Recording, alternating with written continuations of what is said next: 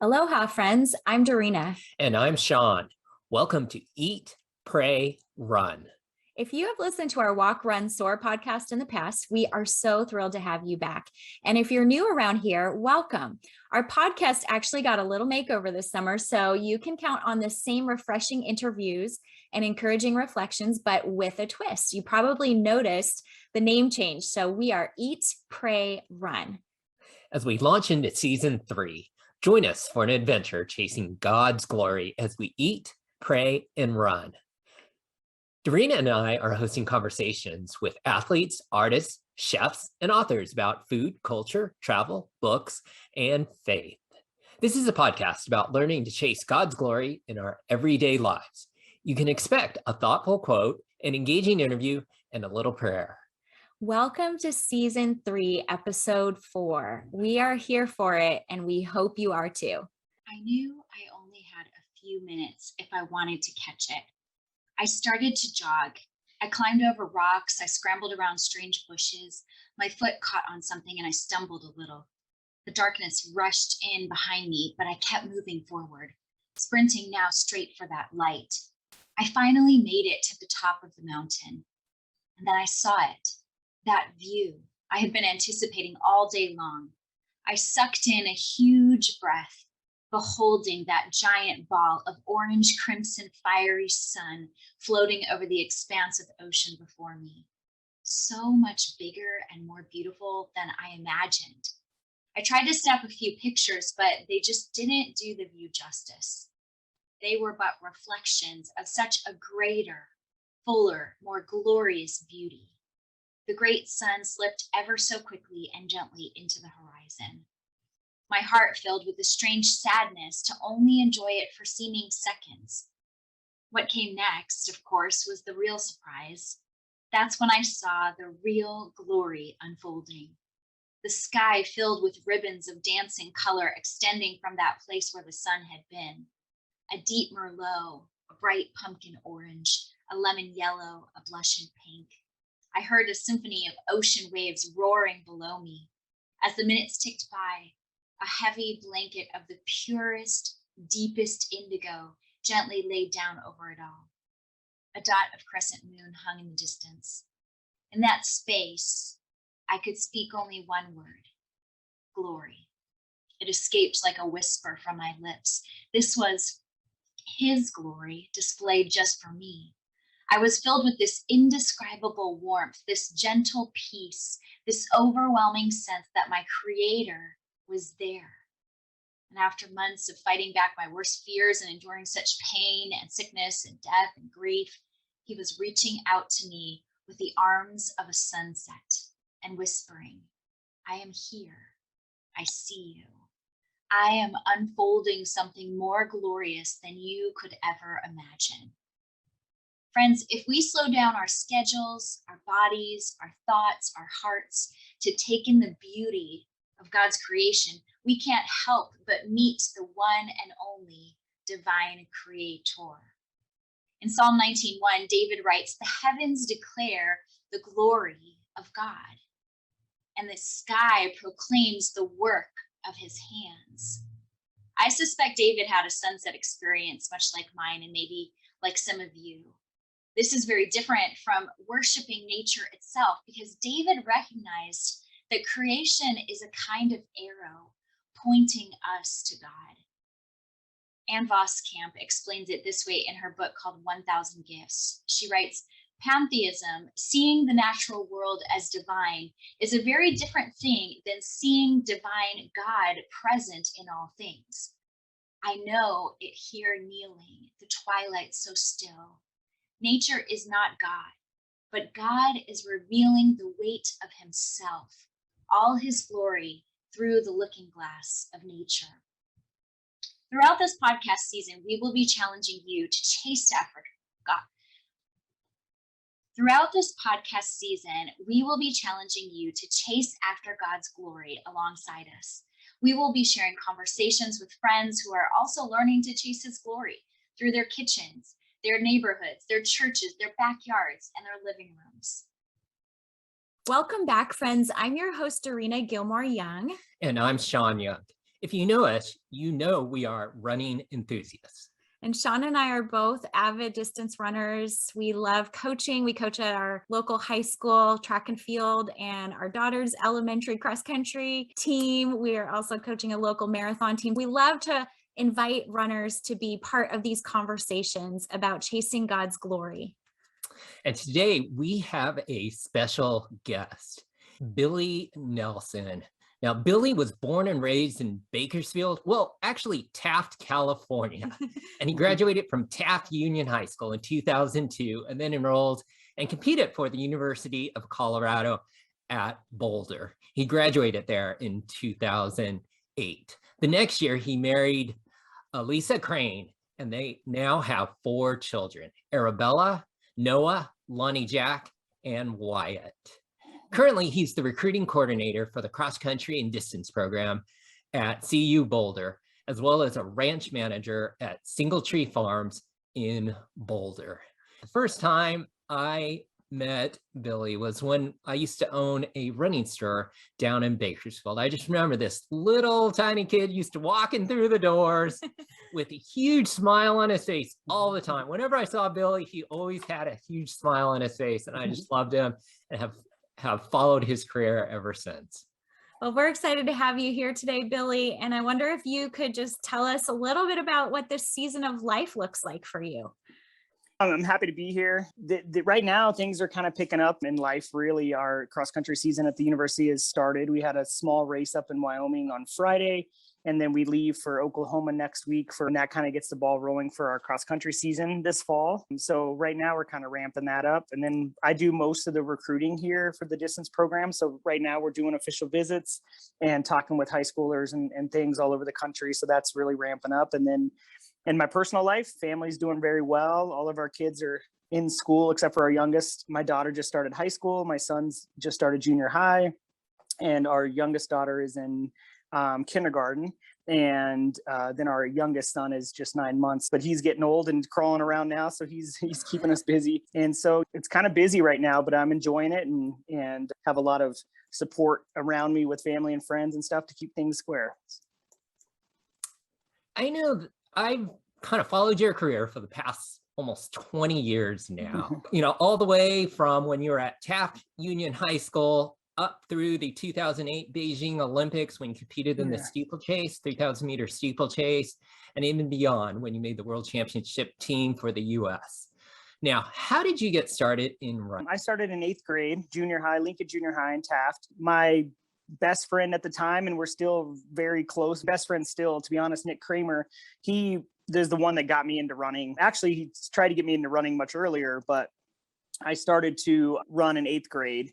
And from there, it just kind of ballooned into, a possible career, when I had some early success, and then high school went really well. My senior year, I was able to run well enough to, get notified by colleges and stuff. And it just kind of took off after that. I kind of got started just in our small town of Taft, running for our local junior high and up through high school. Now, as a follow-up question to that, running in Taft. Now, I used to compete at Fresno City College. I actually also ran the steeplechase, and I remember nice. Getting down to Taft a couple times for a cross-country meet and track meet. Now, when I went to Taft, or I visited Taft, all I saw was like tumbleweed. Where did you run in Taft? Well, I mean, to be honest, those oil fields have dirt roads, and that's where we trained. It's the high desert, and the area and the weather and stuff. But to be honest, it wasn't bad training. I mean, if you take away certain elements, probably would be a decent place to train. If we did get a little bit of colder weather or something, the mornings are a little brisk, but those dirt roads and those oil fields are great for training. From the high school, we would do a couple loops within the city and the residential areas, but we would make our way out to the oil fields base road above Franklin Field and 25 Hill and even a little bit west of town, heading into some smaller communities that surround Taft. It's just all dirt roads, oil field roads. And that's where we did most of our training. So kind of like trail running, huh? Yeah, to be honest. Yeah. I mean, maybe the sites aren't, like something to look at. So you definitely staying focused on getting done. But as far as the footing and the surfaces go, it was great. It's hard enough to get, good pacing, but soft enough to where you're not injured. So it is very similar to trail running. You just don't have any beautiful trees to look at. I love how you just embraced the terrain that you had, and obviously that brought you some success. I'm wondering, when did you begin to have these Olympic aspirations? As most young runners, you probably think about it every 4 years, but I would say junior year, really kind of coming back from a race, talking with my coaches about Olympics and things like that. Starting in 2000, the fall would have been 2001 would have been my junior year. And so the Olympics in Sydney were happening in the summer of 2000, going into my junior year. So that was definitely on my mind, where I kind of started really thinking about it to see if it was a possibility. But then, senior year in high school, you're thinking about collegiate running, and you're thinking about, furthering school records and things like that. But then when I got to college, University of Colorado at the time, since then we've had plenty more Olympians and Olympic berths, but at the time we had quite a few between Sydney. And then in 2004 in Athens, we had a handful of alums make the team. One of my good friends who was on the team at the time, Dathan Ritzenheim, made the team. And so that's when it kind of became like this culture here cultivates runners to have these aspirations and take running beyond college and post-collegiate success. And so that's when it really kind of was implemented that, this could be something I could achieve, because I do have the resources here, when it comes to training, nutrition and coaching and everything like that. And so I would say the mindset kind of probably solidified more in college, but early on, it was definitely there. You competed in the 3,000 meter steeplechase at the 2008 Beijing Olympics. And for our listeners who aren't familiar with what a steeplechase is, it is nearly a 2-mile event. It's just shy of 2 miles on the track, where there are steeple barriers that are, think of big hurdles that don't move, inches high. And at one end of the track, there is a water pit. So you have to jump over the hurdle and the water pit and hopefully make it out successfully. I know that I've taken a spill in the water pit one time and I completely went under and got dumped and come out soaking wet. It's a challenging event for sure. That's definitely a crowd favorite for many reasons. I think the breaking up of just running circles, I think is fun, but a lot of people, congregate around the water jump just to see anybody take a spill. Hopefully they come out uninjured, but just a little cool off break there. So what's one of the highlights that you have taken away from your Olympic experience? It was definitely a great experience. With my aspirations of the Olympics, I always wondered where it would be. I thought, okay, by the time I make the team, it's going to be in Los Angeles again, and I'm not going to get to travel anywhere cool. And so for me to be able to make the team that was in China was phenomenal, just going over there and just a huge, culture shock, not in a negative way, just something totally different than, being in the States, or I had a couple races in Europe at the time leading in. And so it was just even much different. And so I think just being surrounded by a different way of life and a different culture was really fun, taking that all in. The community was very, very kind. And when we would do, any kind of tourist things, we were always greeted with, happy faces and just excited that the games were happening. But for me, my favorite part of racing there, I have stories of meeting new people and hanging out with people from all over the world. But for me, it was just when my race went off, like we were warming up on the track, doing strides, and made our way to the starting line, which is on the back stretch of the track. And, there's tons of people in the stands. And it wasn't a full stadium. It was just an early morning prelim. But I looked up and I saw my family. My family was there and I knew they were coming. My wife, our oldest daughter, Bella, she was there, my mom and my stepdad, but then my father and stepmom and my brother and my best friend, Nick, who I mentioned earlier, he made it. And another friend of ours named Jeremy. I saw him like moments before the gun went off. And that, I wasn't super nervous, but I was nervous. It was the culmination of years of hard work and it's the Olympic Games, but seeing them definitely helped me just say, all right, it's time to go. It was just kind of a sense of relaxation, and the most important people in my life were there. That was kind of a special moment that, was able to find them in the stands before the race and kind of connect with them. Yeah, that's amazing. I was thinking about that a lot this year as we were watching the Olympics, what a different experience these athletes were having. Yeah. They didn't have, their family and their support Yeah. network there in the stands. And I'm sure it is often hard to even find people on a normal year, Yep. but I love that moment that you can describe, that you got to have your family and friends there with you. Yeah, for sure. It was fantastic. I mean, it was just great to see him there. And then the race went off and it went pretty well. It wasn't great, but it was at the time and a point in my career, it was a good race, a good run. And then we were able to find each other afterwards too. That moment was always really special and I'll never forget that. Well, I want to switch gears a little bit here because now I know that you are coaching, and Yeah. I wonder if you can tell us a little bit more about your coaching history and what you're doing now. Yeah, so I started coaching here in 2010. So after I graduated college in 2008, I made the team in the summer. And after the summer was over, I signed a professional contract with Nike and moved to the university, or not the university, but I moved to Eugene, where the University of Oregon is, but I ran for the Oregon Track Club. And we lived in Springfield, just across the bridge. So I ran there for 2 years and for no reason, but just a financial move. I signed with Nike, but also had some amenities through the club. And I parted ways with my college coach on great terms. But the 2 years I was there, it wasn't really working out. The training was much different and I didn't really see improvements in my racing. So I wanted to come back to Boulder. I spoke with our coaches here, Coach Wetmore and Coach Burrows, and, they were happy to have me back. And so when we moved back, the position of recruiting coordinator was open. And so they kind of, talked to me about that and said, hey, this is a way that you can have, you'll have your contract, but you'll also have a job here as well too. And it kind of segues into using the track and training, with a group. And when you travel, you could travel as a coach, but also race. And so I started coaching in 2010 and just primarily doing recruiting and sitting in on some of the workouts and helping time workouts and driving vans when we travel and stuff. Since then, it's just kind of snowballed into having a career. I've been doing it now 11 years. It's been great. It's been fun meeting tons of people. I love recruiting. I always liked hosting when I was on the team, when recruits would come, taking them to dinner and showing them around. And that's pretty much what I do as a job here, is just cold call or cold email and set up, conversations and official visits. Since then, it's been a pretty successful run for us. We've now joined the Pac-12, back in 2011, and we won multiple Pac-12 championships on the men and women's side in cross country. Since I've been recruiting, we've won 3 NCAA championships in cross country, 2 men and 1 women's title, and then, multiple All-Americans. And this year I actually had 3 of my recruits that I brought to CU make the Olympic team. And so that was really cool to see that transition as well too. So lots of individual success from people that I've recruited here, and happy to have a little bit, of involvement in these young runners' lives to help them achieve the dreams that I had as well too.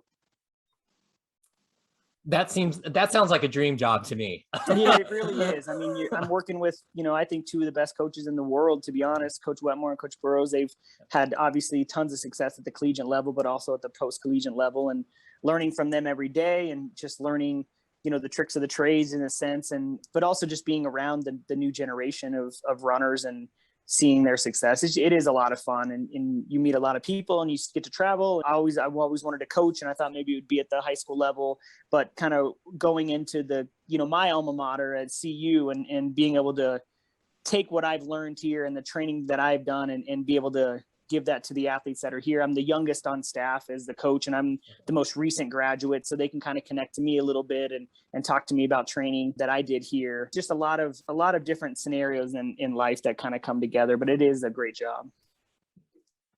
We love to talk about the intersection of faith and running.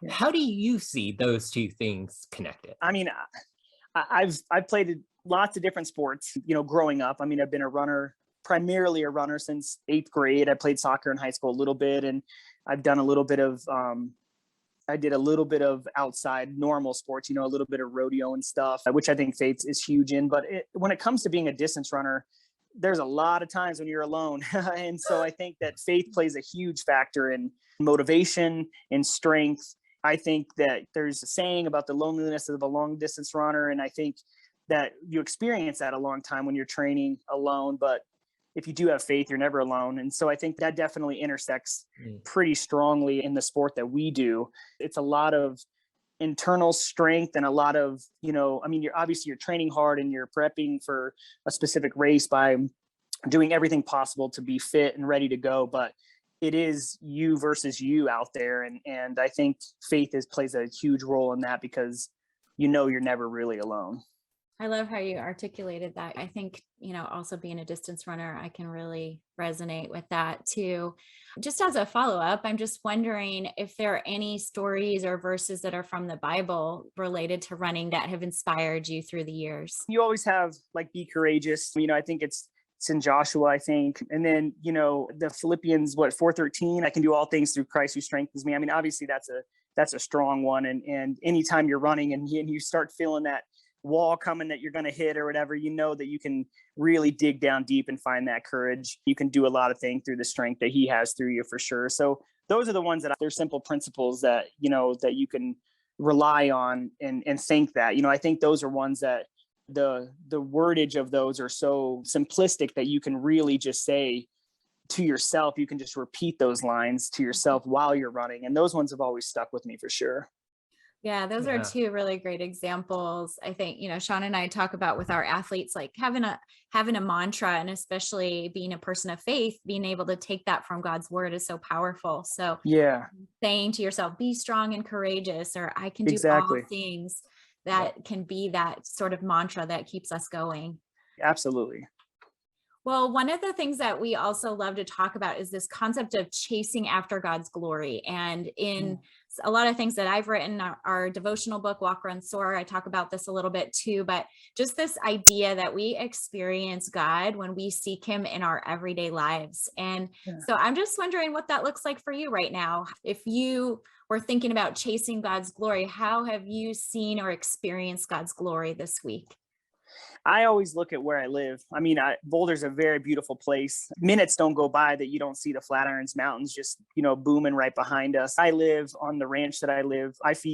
My day starts really early. As cliche as it sounds, but as people of faith, you understand. I mean, I get to see the sunrise almost every day, and that's just God's promise. I start feeding in the dark, and by the time I'm done, the sun's coming up and the mountains are popping, and you're surrounded by everything that God made. On a regular basis, I experience that moment of faith. And then, intersecting that with running and the challenging things that come with that, with our team and stuff. When things click together, when people have great workouts and you see how excited they are. We have athletes on our team that have, lived by faith as well too. And so communicating with them on a regular basis is great too. It just kind of helps the social aspect of being a Christian, just being surrounded by what God has given us, whether it be environmental or social, is something that I experience. I take more stuff from little things, I guess. And for me, it's just seeing the sunrise and being surrounded by what God has given. We have 65 horses at the ranch that I manage, and just seeing them move around and wonder how they do what they do, and all that stuff is just built in the creatures and the creation that God had his hand in. And so I experienced that in two different ways, my ranch life, but then also the coaching aspect as well too. And just seeing things come together with these athletes, seeing the hard work pay off and seeing them trust their fitness and trust their training and trust their instincts. Again, it kind of goes back to the internal struggles that we have, but having that faith and believing that stuff, because training only takes you so far, and your fitness only takes you so far. And at some point there's something else there that you just, people can't explain. Now, did I hear you do a little bull riding too? I did for a while. I grew up junior rodeo and, did some junior bulls and stuff. And then when I started running, obviously I wasn't going to do anything too extreme, but as soon as I kind of retired from running, I guess I wanted to give it a go. I did it for about 2 years, mostly practice pin stuff. And I rode in one rodeo locally here up in the mountains. And it was just something I wanted to do for myself, but my wife didn't enjoy it very much. So not fun for her. Yeah. So she let me dabble in it. But, as things kind of got further into it, I had to make a decision on, like if I wanted to do it, go to rodeos and pay entry fees and get the real proper expensive gear to be safe and just to do a hobby. And so I kind of backed up from it, but I do a little bit of team roping and things like that as well too, like kind of the rodeo stuff around horses. Mostly we do trail riding and things like that. That's what I grew up in. My whole family was a rodeo family and stuff. So it's still always been there, but the bull riding component was something I wanted to do. And when I realized it was fun and I was having a good time, and then I realized, I got 3 kids and now I have 4 kids, and not that it's, you shouldn't be afraid of fear, but I'm like, I'm kind of stepping in some areas that I might not have control over. So I had to kind of give that up. You got it out of your system a little bit. Yeah, I think so. Well, our podcast is called Eat, Pray, Run. So we have some kind of quick fire questions for you. The first is about eating. And I am just wondering, what is something that you love to eat in this season? Is it a snack or a main dish? What's your go-to? I'm from California, so tri-tip is always is the number one. Oh, yes. So yeah, we bring that. When I moved here, it wasn't very popular. It's starting to become a little bit more, out here, this cut of meat. But that's always a go-to for me and my family is a nice tri-tip dinner with any kind of sides that we can think of. I'm kind of really into al pastor tacos right now too. So those are always good to find. So those are definitely, always on my mind when it comes to favorite dishes. I don't have to pasta load anymore. What role does prayer play in your life today? It's a huge component, whether it's, stopping and taking the time to really dive into it, whether it's alone or as a family, or just, sitting down and talking to God, even when I'm doing something. I can be typing an email and talking to him. I've learned that you don't have to be in a dark corner and bow your head to talk to God. I think that's where it kind of starts playing a bigger role, just thanking him for little things that you notice, taking the time just to say thanks. I pray more often than I think sometimes when I reflect on it, I realize I've talked to him more often than I realize. It plays an everyday role. It's big with our family. We do the traditional praying before meals and having our young ones kind of understand the connection between, us and God himself. We try to do that as a family most evenings, as long as things aren't chaotic. Right now, things are picking up. Prayer plays a big role on a regular basis.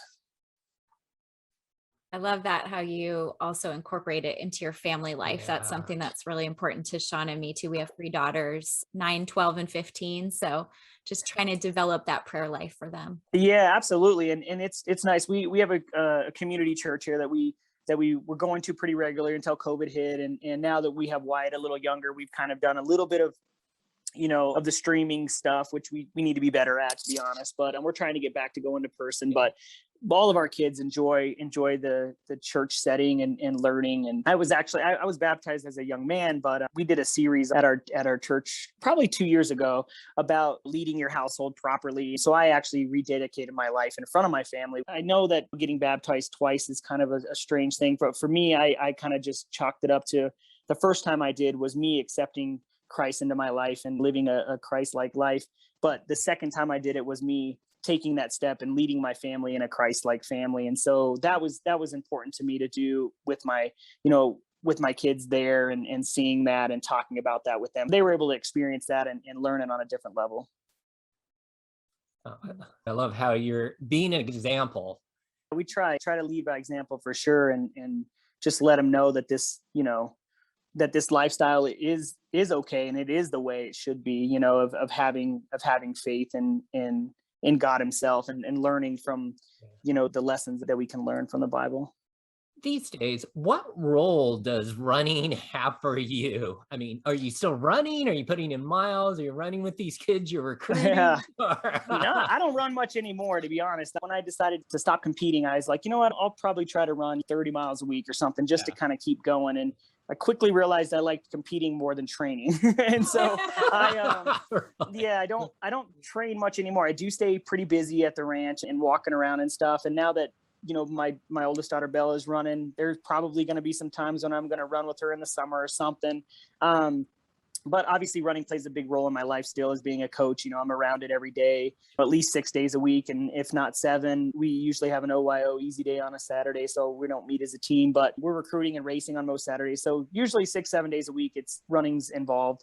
I do every now and then lace them up and kind of do some workouts, some steeplechase workouts, and see, mostly as a challenge to myself to see how fit I am just out the door. And so far it's been pretty good. I did a steeplechase workout with our top woman last year, and that was pretty fun and surprised myself and shocked my 2 coaches here. So they were, Coach Wetmore was looking into Masters records after that one workout. So I got to back up a little bit. Yeah. I got to back up a little bit or I'm going to have to start running 60 miles a week. Well, we're going to close up here. It's been so good to talk to you. And I'm just wondering if there are any ways that our listeners can support you or follow your work. Are you on social media at all? Yeah, I'm on Instagram and Facebook, and yeah, the Instagram handle is pretty easy. It's just the Billy Nelson, and then Facebook's Billy Nelson. I'd love to have followers.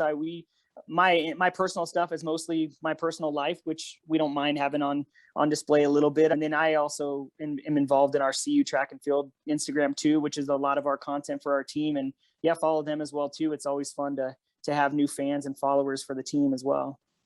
And I will say that I follow you on Instagram, and I love your Thankful Thursdays. I just love that. I started that. Yeah, I started that this year just because last year was so crazy and chaotic and just so much negativity going on, and I just said, you know what, I'm going to spend this year trying to thank important people in my life that have been there in all stages of my life. So yeah, I try to do that every Thursday. Sometimes it's Friday, but I try to get those out once a week and just kind of let people know how important they are to me. And, social media kind of, sometimes it takes away from those personal connections. Some people can say, oh, I'll just write them a quick message instead of pick up the phone. And so I fall victim to that sometime as well too, but this gives them at least a good chance to let them know how important they are to me and what they've done for me, whether it be in my personal life or my running career or ranch career, just, any component of my life to keep me going. Cause we're all, it does take a village. So it's always nice to let them know. Well, thanks so much for being a part of our podcast today. We've loved just hearing your story, and we're going to be praying over you and your family just in moving forward with both your coaching and your family life. I appreciate that. Thank you. Will you join me for a short prayer? Dear God, we thank you for today. We thank you for this conversation that we had with Billy Nelson and for the ways that you are using him in his circles of influence. And Lord, we pray that you would show us your glory in the sunrises and the sunsets, in your creatures who roam the earth. God, we pray that you would remind us that you are present in all things. And even when chaos swirls in our world, guide us to view the world through the lens of your glory. Lord, would you calm our spirits in the places where we feel stress and anxiety today? Would you strengthen our hearts so that we might chase after you? And would you open our eyes to see your glory declared by all of creation? In Jesus' name, amen. Before we close, I just wanted to share a few more details with you about our devotional book, Walk, Run, Soar, published by Bethany House Baker Books. Walk, Run, Soar is a 52-week devotional and training journal designed for runners and walkers who long to experience God's presence in a deeper way as you pound the pavement or traverse the trails. It's never too late to incorporate this book into your exercise routine. If you already have a copy, we wanted to ask if you would help us out and write a quick Amazon review. Just a sentence or two describing your experience with the book really helps us to multiply this message to others. Please head over to our website at www.dorinagilmore.com. You can explore all the details about all our books, take our biblical runners quiz, and more. And while you're there, don't forget to sign up for the weekly Glorygram. It's our way of staying more personally in touch with you and giving you access to our freebie library. Thank you for joining us for Season 3, Episode 4 of Eat, Pray, Run. It's been a joy to serve you today, and we hope that you will tune in next Wednesday. Let's chase God's glory together.